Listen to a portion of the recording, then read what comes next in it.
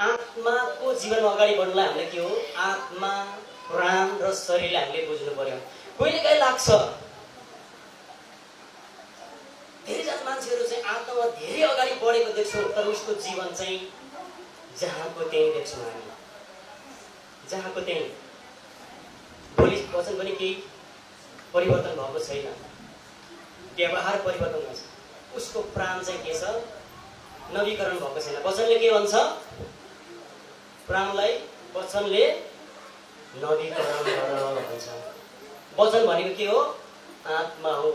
जब वचन चाहिँ वचन मात्रै रहन्छ नि, जब प्रकाशमा आउँदैन नि तबसम्म चाहिँ त्यसले चाहिँ वचनले चाहिँ के गर्छ मानिसलाई मार्छ। लेटर किल्स भन्छ, लेटर किल्स। वचनले मान्छेलाई मार्छ तर आत्माले मानिसलाई जीवन दिन्छ। आमेन।